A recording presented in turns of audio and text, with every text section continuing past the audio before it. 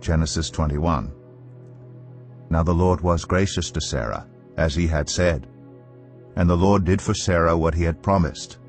Sarah became pregnant and bore a son to Abraham in his old age, at the very time God had promised him.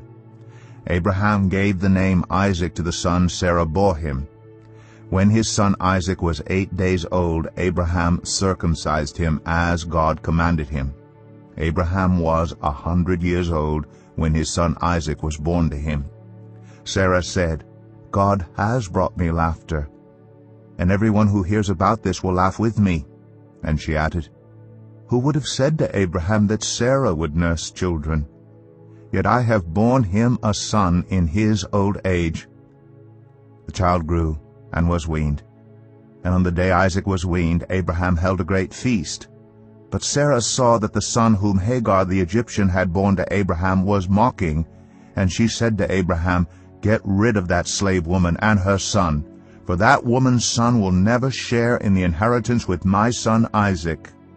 The matter distressed Abraham greatly, because it concerned his son. But God said to him, Do not be so distressed about the boy and your slave woman. Listen to whatever Sarah tells you, because it is through Isaac that your offspring will be reckoned. I will make the son of the slave into a nation also, because he is your offspring. Early the next morning Abraham took some food and a skin of water and gave them to Hagar. He set them on her shoulders and then sent her off with the boy. She went on her way and wandered in the desert of Beersheba. When the water in the skin was gone, she put the boy under one of the bushes. Then she went off and sat down about a bowshot away, for she thought, I cannot watch the boy die. And as she sat there, she began to sob. God heard the boy crying. And the angel of God called to Hagar from heaven and said to her, What is the matter, Hagar? Do not be afraid. God has heard the boy crying as he lies there. Lift the boy up and take him by the hand, for I will make him into a great nation.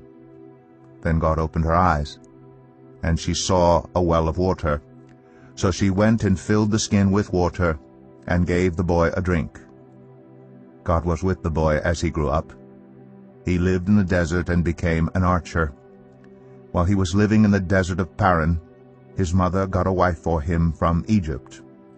At that time Abimelech and Phicol, the commander of his forces, said to Abraham, God is with you in everything you do. Now swear to me here before God that you will not deal falsely with me or my children or my descendants. Show to me in the country where you now reside as a foreigner the same kindness I have shown to you. Abraham said, I swear it. Then Abraham complained to Abimelech about a well of water that Abimelech's servants had seized. But Abimelech said, I don't know who has done this. You did not tell me, and I heard about it only today. So Abraham brought sheep and cattle and gave them to Abimelech, and the two men made a treaty.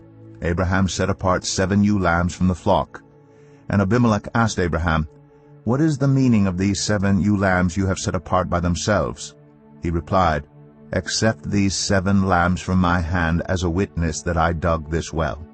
So that place was called Beersheba, because the 2 men swore an oath there.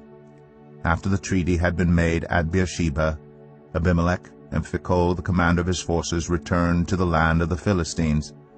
Abraham planted a tamarisk tree in Beersheba, and there he called on the name of the Lord, the eternal God.